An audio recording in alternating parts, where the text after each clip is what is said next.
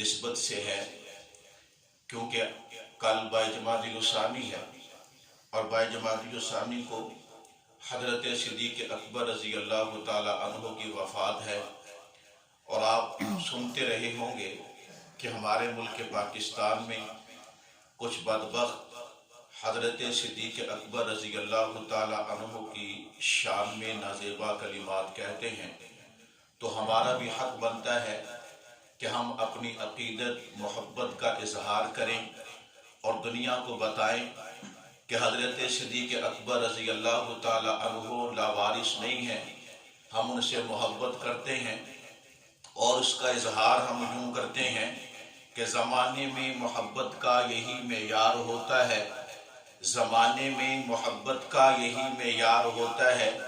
اسی کی بات کرتے ہیں کہ جس سے پیار ہوتا ہے۔ ہمیں حضرت صدیق اکبر رضی اللہ تعالی عنہ سے محبت ہے، اس وجہ سے ہم ان کی بات کر رہے ہیں اور سن رہے ہیں۔ حضرت صدیق اکبر رضی اللہ تعالی عنہ کوئی عام انسان نہیں ہے، اور وہ صحابی ہیں، اور صحابی بھی عام صحابی نہیں ہے بلکہ وہ عظیم صحابی ہیں جن کا مرتبہ تمام صحابہ کرام رضی اللہ عنہم اجمعین سے زیادہ ہے۔ توجہ کرنا، آپ کی نظریں میری طرف ہوں تاکہ مجھے پتہ چلے آپ جاگ رہے ہیں۔ ابھی انشاءاللہ العزیز آپ کے سامنے ہمارے علاقے کی مشہور شخصیت نعت خواں حضرت حافظ محمد عمران بٹی صاحب تشریف لانے والے ہیں، اور ان کے بعد انشاءاللہ العزیز استاد العلماء خطیب اسلام حضرت مولانا غلام محمد صاحب وہ تفصیلی خطاب فرمائیں گے۔ میں صرف آپ کو بیدار کرنے کے لیے کچھ دیر کی گفتگو کروں گا۔ میں بات کر رہا تھا صدیق اکبر رضی اللہ تعالیٰ عنہ کی کہ عام صحابی نہیں بلکہ یہ ایسے صحابی ہیں، اللہ نے ایسا مقام عطا کیا ہے جو مقام اللہ نے کسی اور صحابی کو عطا نہیں کیا۔ کیا مقام ہے؟ نبی کریم صلی اللہ علیہ وسلم ارشاد فرماتے ہیں، اس حدیث کے راوی حضرت علی رضی اللہ تعالی عنہ خود ہیں۔ حضرت علی فرماتے ہیں کہ نبی کریم صلی اللہ علیہ وسلم نے ارشاد فرمایا، اے ابو بکر، جس وقت اللہ نے آدم علیہ السلام کو پیدا کیا، حضرت آدم علیہ السلام سے لے کر آج تک جتنے اہل ایمان آئے ہیں ان سب کا ثواب مجھ محمد کو ملا ہے۔ اب آج سے لے کر قیامت تک جتنے اہل ایمان آئیں گے میرے ابو بکر ان سب کا ثواب تجھ اکیلے کو ملے گا۔ یہ ابو بکر کون ہے؟ یہ عام صحابی نہیں، یہ وہ عظیم صحابی ہیں کہ ایک مرتبہ ایک یہودی آیا اور آ کر کہتا ہے، اے صدیق، مجھے اس موسیٰ علیہ السلام کے اس رب کی قسم ہے جس نے موسیٰ علیہ السلام کو اپنا کلیم بنایا۔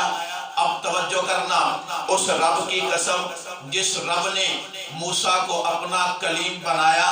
اے ابو بکر، مجھے آپ سے محبت ہے۔ لیکن ابو بکر بھی تو ابو بکر تھے، ابو بکر جانتے تھے یہ یہودی ہے، مجھ سے محبت کیوں کر رہا ہے، حالانکہ مجھ سے پہلے اسے میرے محمد صلی اللہ علیہ وسلم سے محبت کرنی چاہیے۔ آپ نے اپنا چہرہ نہیں اٹھایا تاکہ اس کی حوصلہ شکنی ہو، لیکن وہ کہتا ہے مجھے آپ سے محبت ہے۔ حضرت صدیق اکبر رضی اللہ تعالی عنہ نے کوئی توجہ نہ دی، عرشوں سے جبریل امین علیہ السلام تشریف لے آئے اور آ کر آقا سے عرض کیا، یا رسول اللہ صلی اللہ علیہ وسلم، مجھے اللہ نے حکم دے کر بھیجا ہے کہ میں آپ کو سلام کہوں اللہ کی طرف سے، اور اللہ نے حکم دیا ہے یہ یہودی جو حضرت صدیق اکبر رضی اللہ تعالی عنہ سے محبت کا اظہار کر رہا ہے، وہ یہودی سے فرما دیجئے تو نے صدیق کے ساتھ محبت کی ہے تو مسلمان تو نہیں، ابھی یہودی ہے، لیکن اس محبت کی برکت سے اللہ تعالیٰ نے تجھ سے دو عذاب ہٹا دیے ہیں۔ ایک عذاب یہ ہٹایا کہ اللہ پاک تیرے قدموں کے اندر بیڑیاں نہیں ڈالے گا، دوسرا عذاب یہ ہٹایا کہ اللہ تیری گردن کے اندر توق نہیں ڈالے گا، میرے آقا نے یہودی کو بلوایا، اسے بتایا۔ یہودی نے جب یہ بات سنی تو یہودی نے بے ساختہ کہا، آسمانوں کی طرف نگاہ اٹھائی اور کہتا ہے اشہد اللہ الہ الا اللہ وانک محمد الرسول اللہ حقا، میں گواہی دیتا ہوں اللہ کے سوا کوئی معبود نہیں، اے محمد آپ اللہ کے سچے رسول ہیں۔ ابو بکر وہ عظیم ہستی ہے، اللہ نے یہ مقام عطا کیا ہے۔ توجہ کرنا، ابو بکر صدیق رضی اللہ تعالیٰ عنہ کیسے عظیم صحابی ہیں۔ حضرت علی رضی اللہ تعالیٰ عنہ کا دور خلافت ہے، آپ ممبر پر تشریف فرما رہے ہیں، تشریف فرما ہیں، اور آپ نے سامنے والوں سے، سامعین سے مخاطب ہو کر ایک حدیث بیان کی۔ علی فرماتے ہیں میں نے حضرت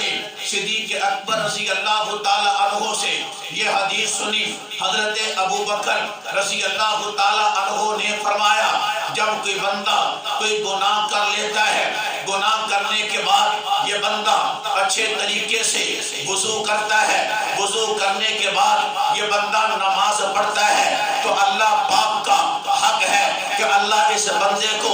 معاف کر دے۔ حضرت علی رضی اللہ تعالیٰ عنہ نے یہ روایت بیان کی اور ممبر پہ بیٹھ کے آپ نے بلند آواز سے کہنا شروع کر دیا، ابو بکر نے سچ کہا، ابو بکر نے سچ کہا، ابو بکر نے سچ کہا، کیونکہ اللہ کا قرآن کہتا ہے وَمَن يَعْمَلْ سُوءًا أَوْ يَظْلِمْ نَفْسَهُ ثُمَّ يَسْتَغْفِرِ اللَّهَ يَجِدِ اللَّهَ غَفُورًا رَحِيمًا، کہ اللہ فرماتے ہیں جب کوئی بندہ گناہ کر لیتا ہے، گناہ کرنے کے بعد اللہ سے معافی مانگتا ہے، اللہ پاک اس کے گناہوں کو معاف کر دیتے ہیں۔ اب توجہ کرنا، حضرت علی رضی اللہ تعالیٰ عنہ فرماتے ہیں ابو بکر نے سچ کہا، اور آپ کی تائید میں اللہ کے قرآن کی آیت پیش کی۔ لوگ کہتے ہیں حضرت علی رضی اللہ تعالیٰ عنہ کو ابو بکر سے محبت نہ تھی۔ میں نے کہا دیکھنا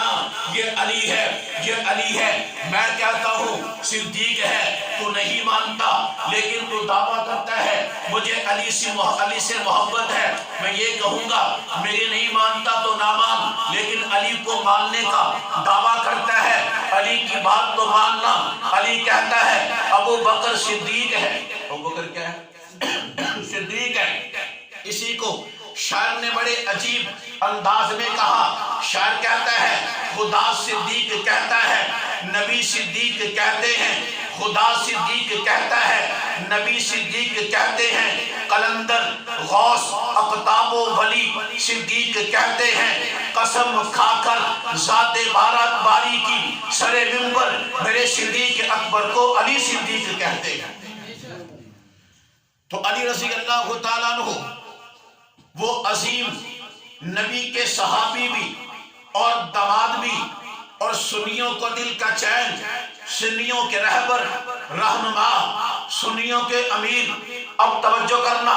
حضرت علی رضی اللہ تعالیٰ عنہ حضرت ابو بکر رضی اللہ تعالیٰ عنہ کو کیا مانتے ہیں؟ توجہ کرنا، حضرت ابو بکر صدیق رضی اللہ تعالیٰ عنہ چڑھے جا رہے ہیں، سامنے سے علی آئے، آپ دونوں کی ملاقات ہو گئی۔ حضرت صدیق اکبر رضی اللہ تعالیٰ عنہ کی نگاہ علی کے چہرے پہ پڑی، آپ نے مسکرانا شروع کر دیا۔ حضرت علی رضی اللہ تعالیٰ عنہ پوچھتے ہیں ابو بکر کیوں مسکرائے؟ حضرت ابو بکر صدیق رضی اللہ تعالیٰ عنہ فرماتے ہیں علی میں تو اس لیے مسکرایا کہ میں نے آقا سے سنا ہے جب قیامت کو لوگ پل صراط سے گزرنا چاہیں گے انہیں ٹکٹ علی سے لینا پڑے گا، اجازت نامہ علی سے لینا پڑے گا، علی اجازت نامہ دے گا تو بندہ پل صراط کو کراس کر سکے گا۔ علی جھومے، مسکرائے اور کہا ابو بکر ایک بات میں بھی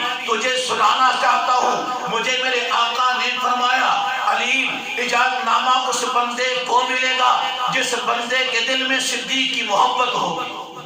جس بندے کے دل میں صدیق کی محبت ہوگی اجازت نامہ اسے ملے گا۔ حضرت صدیق اکبر رضی اللہ تعالیٰ عنہ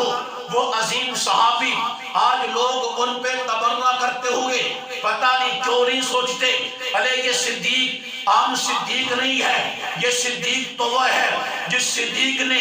نبی کے دور کے اندر نبی کی حاضری میں مصلی پہ کھڑے ہو کے صحابہ کی امامت کی ہے، یہ صدیق تو وہ ہے جس نے نبی کے ہوتے ہوئے کئی نمازوں کی امامت کی ہے، یہ صدیق تو وہ ہے سارے صحابہ پیچھے کھڑے ہیں، صدیق آگے مصلی پہ کھڑا ہے، اس لیے کہنے والا کہتا ہے بزم محمد رونق بزم محمد مصطفیٰ رونق بزم محمد مصطفیٰ صدیق ہے مقتدی، سارے صحابہ مقتدا صدیق ہے، مقتدی